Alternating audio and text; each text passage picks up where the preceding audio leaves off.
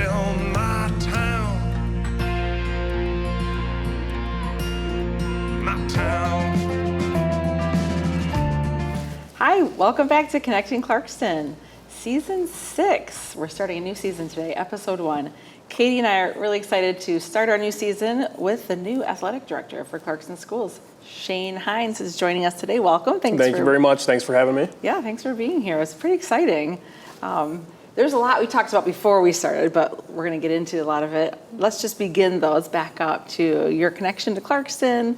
And I know you've got a lot of roots here that go pretty deep. So yeah, absolutely. So, my family moved to Clarkston from Orchard Park, New York, sometime in the mid-'90s. My connection with Clarkston really started with my uncle, who graduated from Clarkston in 1999. He was a football and baseball player, had a lot of success in baseball, ended up ultimately going on to play college baseball at Oakland University. I was born in 1996, so basically from the time that I came out of the womb, I was indoctrinated into Clarkston athletics, coming to every event possible, growing up around the Fifes and growing up around my uncle, and the early 2000s with Matt Kamenicki and Julius Porter and Robbie Clark and all these people. Clarkston's really been who I have been since the day I was born. I graduated from Clarkston in 2014, went to Clarkston Elementary, went to Independence Elementary. It's been really cool to see some of these teachers and other administrators that I had when I was going through Clarkston Community Schools, and I was part of the first football state championship team here in 2013, and I was a three-sport athlete here at Clarkston: football, basketball, and baseball. My career, everything I've done in the past 7 years, my career was really in preparation to get to this moment to be at Clarkston. It's always been my dream job to come back here to wear the blue and gold again and really work with the men and women of Clarkston athletics and really holistically develop our students and also help grow our coaches as well. That's fantastic. Wow. And so, wait, back up. When you left Clarkston High School in 2014, where did you go after that? So I was blessed enough to earn a football scholarship at Kent State University. Oh. I'll tell people I was a fourth down quarterback. It sounds a lot more appealing than just a kicker. Somebody had to do it, but I loved my experience in college. Played 3 years at Kent State, took a graduate transfer at South Carolina. Things didn't work out in my favor there, so I ended up finishing up at Wayne State University, getting my master's there. Had a few tryouts and professional stuff, played a little of arena football, and then quickly found out I wasn't as good as I thought I was, so decided to use my degree and knowledge in that, came back here, started working at the YMCA. I believe that was in about the spring of 2019 as a sports coordinator, working with ages from about 2 to 14, just youth programming, getting kids involved, exposing them to sport. And then shortly after that, in the summer of 2019, I became the athletic director at Troy High School. And at that time, I was 22 years old, just probably the youngest athletic director in the country at that point. I looked more like I belonged in the student section than in the main office. But I was there for 5 years, absolutely loved my experience in Troy. Great people there, great community, great students. But it was time for me to move on and impact another community. And so the past 2 years before coming to Clarkston, I was in Waterford schools. I had the opportunity to work both at Waterford Kettering and Waterford Mott. Those experiences combined, I think really leveraged myself for this opportunity to really grow myself here as well, but also share the knowledge and experience and passion that I have for educational athletics with the Clarkston community. That's awesome. You were saying you're the youngest in Troy. I was like, well, you seem like you're still very young. Yes. And so Thank you. I imagine being back in Clarkston, you see a lot of old teachers, You see a lot of people, maybe coaches. Like, are you running in these same circles? Or how is that being back on this side now? Yeah, absolutely. Clarkston? I mean, some of the, my fifth grade teacher was Nathan Fuller at Clarkston Elementary. Now he's a principal at Independence Elementary. Yep. Brian Adams was my PE teacher when I was at Clarkston Elementary. Now he's the principal. Josh LeMay, really the list goes on and on. I actually had Justin Pintar, our head football coach here, as my freshman basketball coach as well. And that may have been one of his first years he came to Clarkston. So it truly is full circle, and getting to see some of these educators that I have, and some of them probably think, how the heck did he get to this point now? But yeah, connecting with those people and just leaning on them where I can with their experience as well has been a true blessing for me. That's pretty awesome. And you talked about, or Katie and I were talking about how you, or maybe you mentioned it, about your experience like growing up and going to like the Fife camps and stuff. I mean, I feel like the Fife family has been a big part of Clarkston athletics, and Dan Fife being the athletic director, like to me, that's a full circle moment too. So tell us a little bit about that experience and how that impacted where you are today. For sure. I think one of the main reasons I got into educational athletics and being an athletic director was simply the relationship and me seeing what Dan had an impact on the community. That's something that it will never be replicated. I don't think anybody should try to do it because they will fail just based on how he went about his daily actions and well beyond just the basketball program. I grew up in the same neighborhood as Dan. So over the summertime, Julius Porter, who was one of our former basketball players here, he would train me in Dan's backyard with the pool and the hoop back there, and I spent a lot of summertime in Dan's backyard. And like you mentioned, whether it's McGrath camp or Fife camp, ever since I was able to, I was there. Whether it was Price camp with baseball or the football camps in the summertime. Anytime Clarkston had a camp, my grandpa and my mom, they'd sign me up in a heartbeat, and I'd be beyond thrilled and excited to be a part of that. Really just seeing the passion that Dan had for Clarkston, it really rubbed off on me. And I knew from a young age, after I graduated high school, majoring in sports administration, it was exactly what I wanted to do. And again, being able to lean on those people, and I have a good connection with Jeff, the outgoing AD here. He's helped me immensely in my process getting to this point as well. And I think really that really is what Clarkston is about, and similar to what your guys' name is for this podcast, Connecting Clarkston. Clarkston's such a tight-knit community for all the right reasons, but to me, Clarkston goes back to just people helping people with a common goal, whether it is educational athletics or whether it is academics or just the family atmosphere of Clarkston. It's something that I think we all share in common. I think it's so nice that you have that very solid history and know the community so well and have been so active. Then went out, have all these experiences in other communities that you can bring back here. And I know when I reached out to you, I think it was right after maybe you sent out a newsletter. Yep. Or you had posted about sending the newsletter, and how you wanted to basically pull in people to help kind of more with the digital communication, which I was like, this feels like something that's really needed in this area. Sure. So I think we're all excited to watch that grow, and we'd love to hear anything that you want to share about plans for that. For sure. I think the most important thing to understand, and I mean it sincerely, that this isn't my athletic department. And am I the one at the head or at the top of it? Sure. But a true successful athletic department starts with community, and it starts with community buy-in. I can't do everything, and I know I can't do everything. So getting support where I can, whether it is community members or, we're currently devolving a digital media team with students here, trying to give them more of an opportunity and a platform to express themselves and find themselves.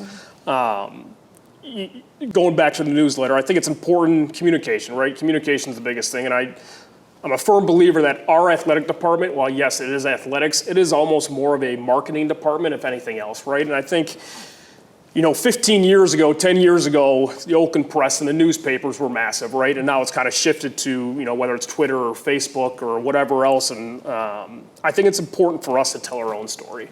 While it's great to get the coverage from, Fox News or Oakland Press or whatever it may be, again, leveraging our students' interest with that digital media platform is something that I think is very valuable. And again, educational athletics. It's not just about athletics. Where can we help our kids grow holistically? Additionally, our kids live on social media. I think a lot of our world lives on social media nowadays. Additionally, that's going to allow us to leverage some sponsorship and partnership opportunities that in turn will help out our student athletes. Whether it is investing more into the recovery systems for our student athletes that a lot of people don't get. One of my goals is, I don't want to say let's turn this into a Division I athletic program and department, but you want to give everything that you can to our student athletes and to our programs, our coaches, and also our community. So the digital media piece is big, and you'll see the newsletter evolve over the coming months, whether it is stories like we did about the 1976, 1975 baseball team. Just had the opportunity to actually go to their 50-year reunion at Fountains the other day, meet with the former coaching staff and a lot of the former players, and Steve Pearson was one of our football coaches here when I was going through here, and to learn that he was a part of that team as well, it's really been awesome. And just, again, diving deeper into change, I think, is important. I think change is something that a lot of people maybe are backed off in a way sometimes. But I'm a firm believer you have to lean into the change. Change is going to happen whether you like it or not. Everybody evolves, generations are different, and right now this generation is heavily involved in that digital media space, and that's something we're going to take advantage of. I mean, Ann and I obviously identified a need there as well, and that's been something we've really leaned into. And we've met with different people through the schools trying to see, like, how can we pull all these different pieces together? Like, some of the sports get so much attention, and then some not nearly as much. And I think we've seen a lot of the different programs start their own social media pages, which I think is great, and that should happen, but it feels like there should be more of a hub For sure. in the digital world for sharing, and maybe not that you're super focused on other sports, but at least you're aware of it, and what they're doing and the successes that they're having and what they need and how we can help and how we can support them. Yeah, I think a big growth area for us is really emphasizing those, I'll call it off-campus sports. Your golf program, your bowling program, your ski programs, those sports that students a lot of the times just don't come out and support. One, because they don't know where it's at, or two, it's off-site, it's too far to travel. It's freezing. It's freezing if it's ski in the winter. All of those programs are phenomenal at Clarkston, whether it's regional titles or state championships or individual accolades. And again, going back to telling our own story and amplifying those student athletes' successes and alongside our program success is extremely important to me. Yes, Clarkston's known in a way for football and basketball, right? Over the years, whether it was with Dan or Coach KR, but we have 37 programs here right now. It's not just I football. was hoping and you would give us a basketball. number. There's Yeah. 37. 37 programs, soon to be 38. What's the newest one? We're looking to add girls flag football here this upcoming cool. fall. So next school year, we will have girls flag football. It's something that you're going to see absolutely explode in the state of Michigan and really around the country over the next couple of years. Obviously, they already are planning to have it in the 2028 Olympics. I think soon enough, sometime in the next 5-10 years, you're going to see a professional flag football league. There's also universities within Michigan that already are offering scholarships for girls flag football. Nice. Big proponent of enhancing the footprint of female sports as well. It's not just football and basketball like we talked about. We have phenomenal female sports here at Clarkston. Long history of success in softball, girls basketball, soccer, you name it. Tennis, great Yeah, success, amazing. 2024 state champions. Again, just amplifying our student athlete successes, their story in those programs is What extremely about important. water polo? Oh yeah, that's a good question. Yeah. Water Tell me polo, about, because so currently people who want to do this have to combine with Lake Orion. Yep. And we have a pool. I was wondering that. Why? That's just not hit the radar quite yet? We actually don't have our pool is not Regulation? size for water polo. Okay. No one knows. Yeah. And, I would challenge anybody that's never been to a water polo event to go. It is fun. I was lucky enough to have water polo at Troy, and we were combined with Athens, but it is a very unique event, and it is a lot more exciting than you would ever give it credit for.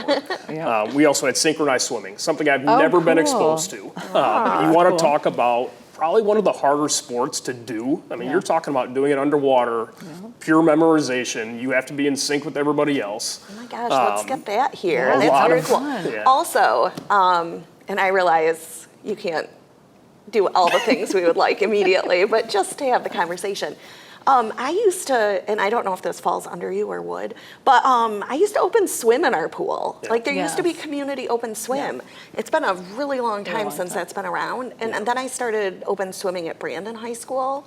But if there's any way to bring that back, that would be great. This is a request part of it. We haven't had any in-depth conversations about it yet. Yeah. But at the end of the day, these are not just Clarkston Community Schools facilities. They are communal facilities. Yeah. Opening it up to the community, I think would be a valuable asset for our community. Absolutely. All right, great. I know they're redoing the tennis courts currently, and I didn't know if is there a pickleball team in the works as well? Because I know that's hugely popular. There's no conversation about having a pickleball team, but they are including pickleball lines at the high school tennis courts. Yep. Nice. Yeah. Interesting. Okay. One thing we also wanted to talk about is you talk a lot about community, and I think it's fantastic. It's kind of what we're all about as well.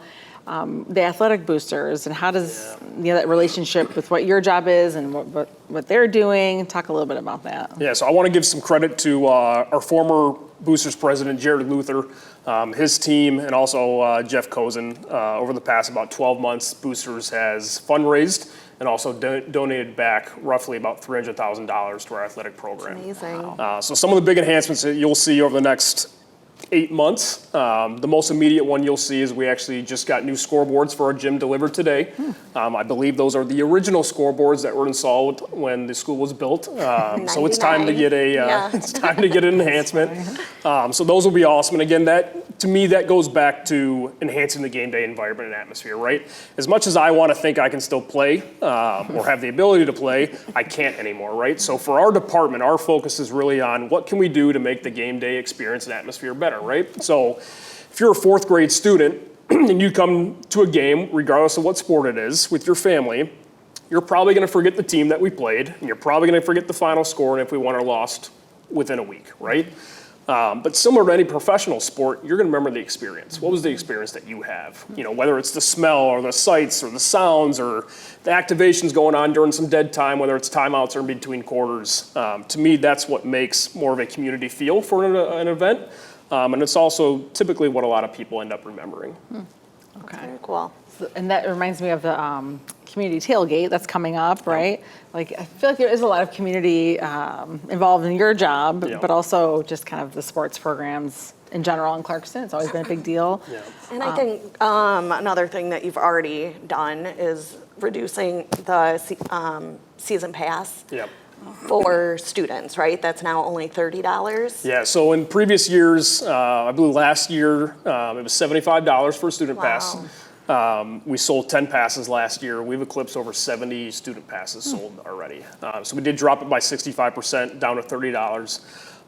One of my goals, and I've been very vocal about it already, is by next year we'd like to eliminate that completely. I'm a firm believer that part of your experience as a high school student should be going to games, and it should be free. You know, students supporting students, teams supporting teams, and then again in turn that obviously goes back to just communal support too. So I'm a dental hygienist, and I was cleaning a student at Brandon's teeth the other day, and I had mentioned like, oh, we have a new AD, and they just reduced our student season pass down to $30, and he's like, you have to pay for that? He's like, our pass is free. I wasn't going to mention that, but That gives me good leverage though. yes. Yeah. So you know we'll develop some research, and there are other communities. I believe Rochester does it. I know Oxford does it. I believe Rockford does it on the west side of the state as well. But I do feel like that was a big, fast change on your end to reduce it so much. Yeah, but I'd like to give credit to our Blue and Gold Club members. You know, Ryan Isley, John Drollis, and Eric Lightman. They're in charge of Blue and Gold Club, and that's really our, I'll call it our student organization that oversees kind of our student section realm of things. You know, it was really their idea. I'm just a catalyst for a lot of things, right? Everybody has ideas. My job is to say yes, right? Am I going to be able to say yes to everything? No. But when it comes to enhancing the student's experience holistically, the answer will always be yes, and we'll figure out how to do it afterwards. So one thing you have said no to is the creativity in the banners. Yes. So tell us about that. Yeah, so may have not been the most popular thing. I think it was probably a good call. You know, I came, even when I was at Troy and when I was at Waterford, I'd still come to Clarkston games anytime I could, which sounds crazy when you're at athletic events 5 nights a week and you get the one night off. Well, I'm still going to an athletic event. You know, I came to a couple games last year and, you know, years past, and a lot of the senior banners, which I think are awesome. You know, there'll be times where kids are holding pancakes, a sack of pancakes, or pointing, or, you know, doing some sort of celebration. To me, that's not Clarkston. To me, Clarkston, at least when I grew up, Clarkston's classy, and it's going to stay that way, and we're going to get back to being that. Really what that goes back to is not being an individual. Firm believer that the last time that you will play for something bigger than yourself is high school athletics. when you get into the college landscape, especially now, there's NIL, there's scholarships, and a lot of times you're playing for the next level, which is professional sports. And obviously with professional sports, you're getting salaries or other sponsorships or opportunities.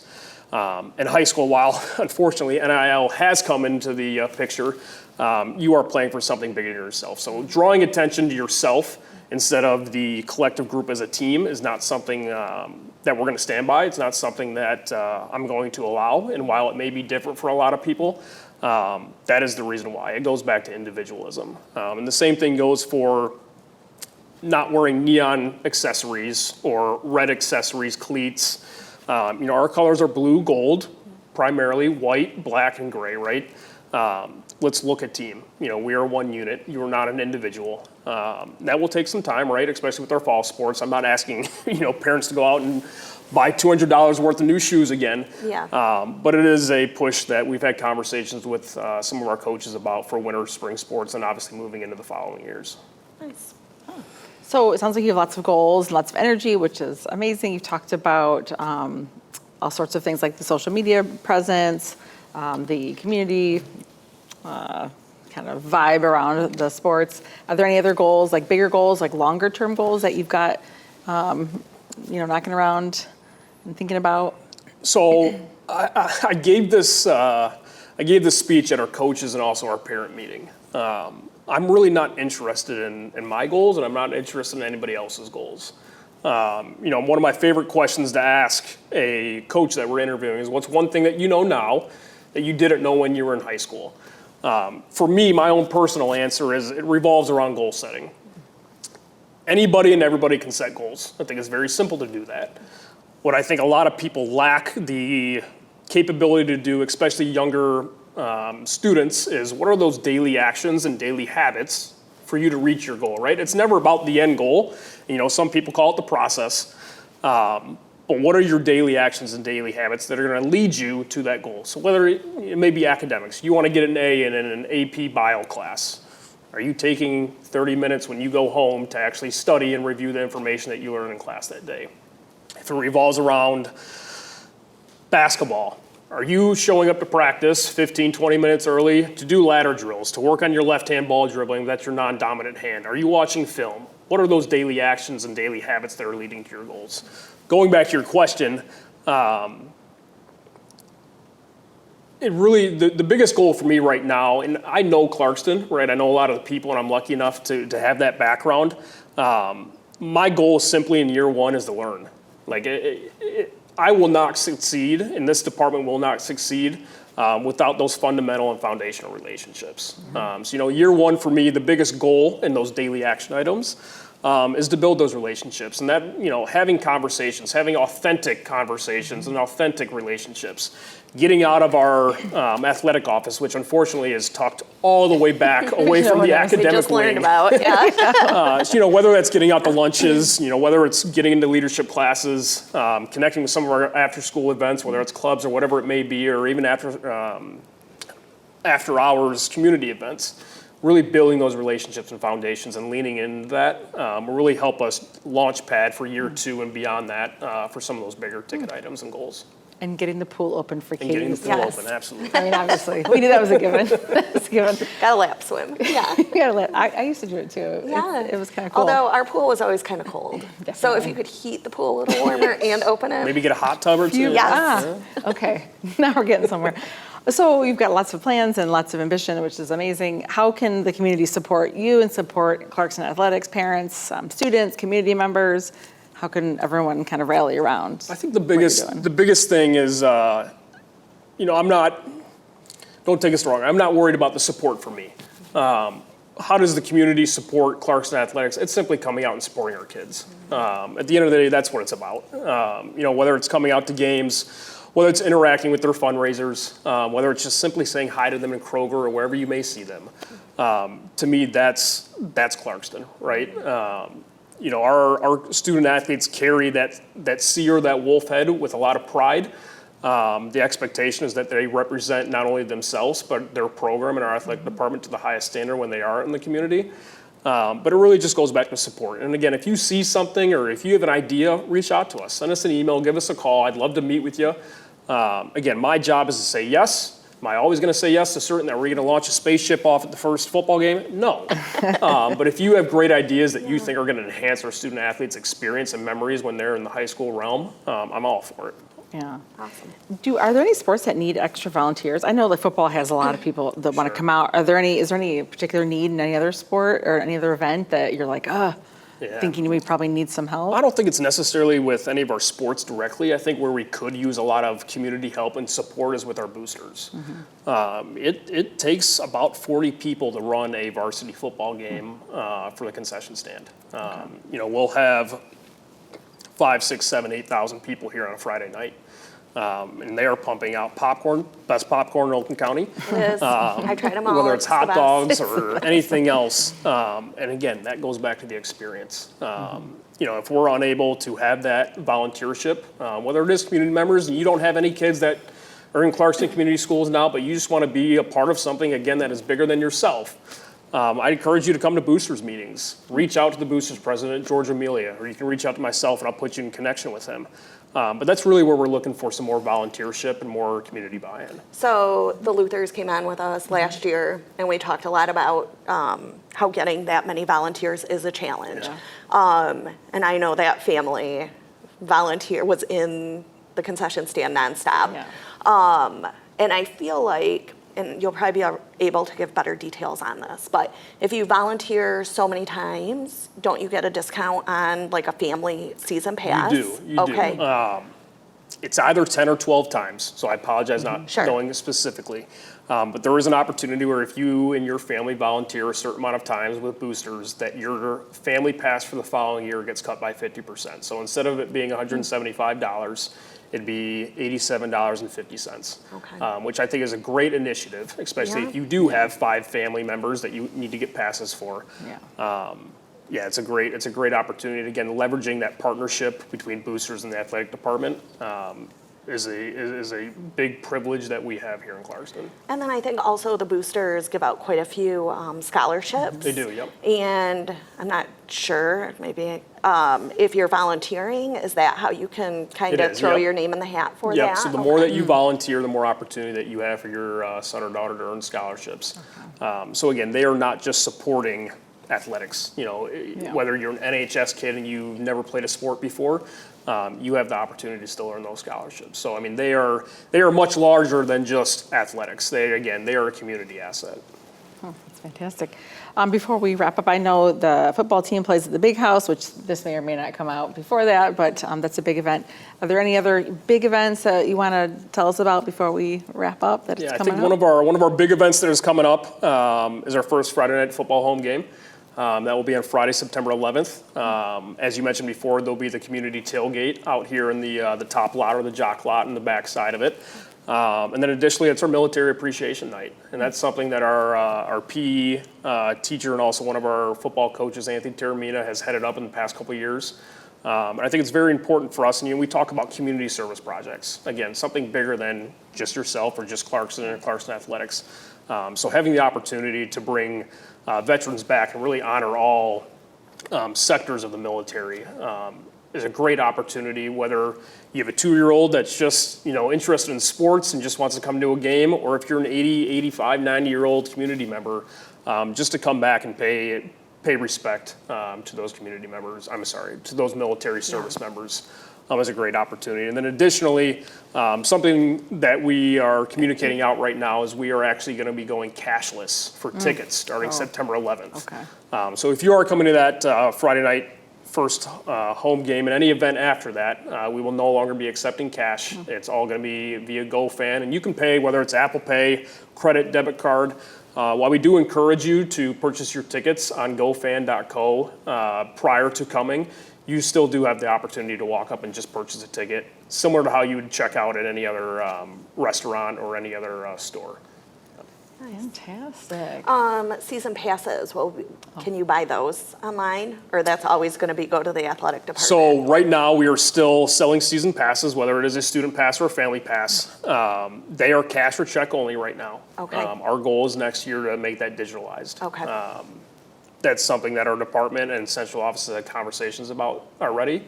And given the standpoint that we are moving away from cash, Yeah. that's something that I expect that will roll out probably sometime by next spring, kind of get the kinks out of there. Nice. And roll it in fully next fall. Very cool. And you'll report back on where the office is Yes. when you go find it today. I'm following Shane to it immediately after. Well, you bring such a youthful energy and like a lot of excitement and this community presence about it. So I'm about your new position. I'm really excited for like just your future and the future of Clarkston athletics. And I just want to say welcome Thank you. back. I appreciate it. Thank you for having me, and I Yeah. look forward to connecting with you guys, getting the pool open, and any other ideas that you guys may have. So I Synchronized appreciate you. swimming. Synchronized swimming, the whole nine. It's gonna be great. Absolutely. Well, good luck Excellent. this year. Thank you very much. Thanks for Thank coming you. on.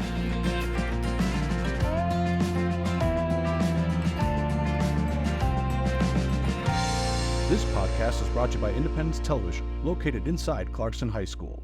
The views and opinions expressed in this program are those of the speakers and do not necessarily reflect the views or positions of Independence Television, Independence Township, or Clarkston Community Schools.